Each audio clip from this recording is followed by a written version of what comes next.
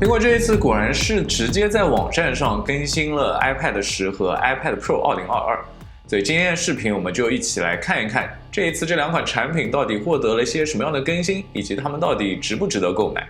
我们还是从 iPad 10开始说吧。这次 iPad 10在我看来倒是一个挺令人兴奋的更新。首先，它在外观上得到了改变，用上了和别的 iPad 一样的设计语言，包括全面屏、平面设计以及 Type-C， 这些就和现在的 iPad Pro Air 以及 Mini 完全一样。同时，它还更新了彩色的选择，包括银色、粉色、蓝色和黄色，看起来非常青春有活力。既然用上了 Type-C， 你是不是以为它这次终于支持 Apple Pencil 2了呢？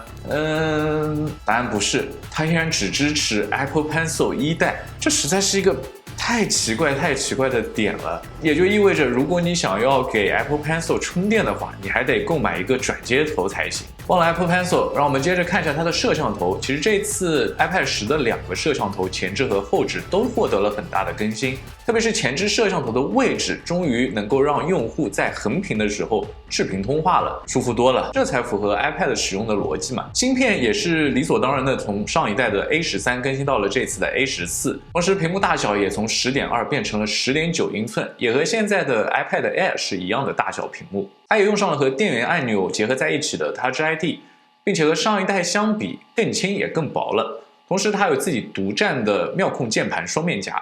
再来看售价，这一次 iPad 10起售价是3599元，比上一代要贵了1000块。但是考虑到这1000块能够让你获得这么多的更新，我觉得这其实是一个很划算的选择。老实说，如果我还在读大学的话，看到这款产品，我觉得我应该会忍不住去购买，尽管它只支持1代 Apple Pencil。讲完 iPad 10，我们再来看一下 iPad Pro 2022。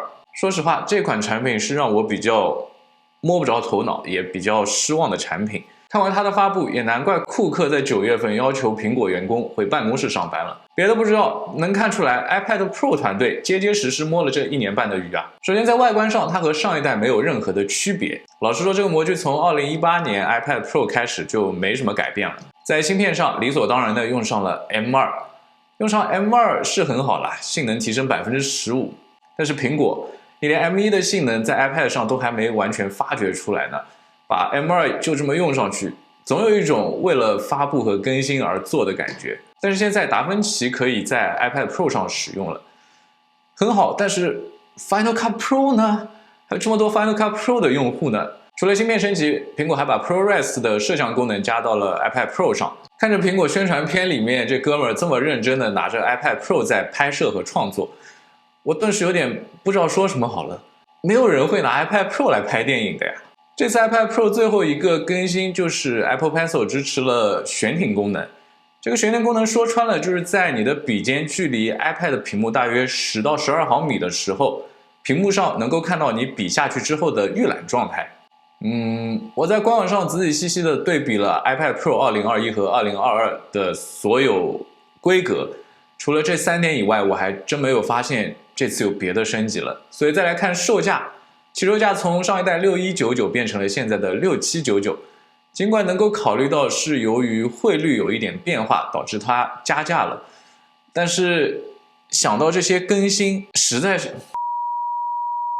希望在下一代 iPad Pro 上，苹果团队在回办公室上班之后，能够拿出一些令人眼前一亮的更新吧。又或者苹果团队只是为了下一代的大更新在憋大招，谁知道呢？无论如何，又要等上1年半，我们才有机会看到下一代的 iPad Pro 了。最后附上我的购买建议，其实也没什么建议啦。iPad Pro 2022太贵，别买。iPad 10是一款不错的可以考虑的设备。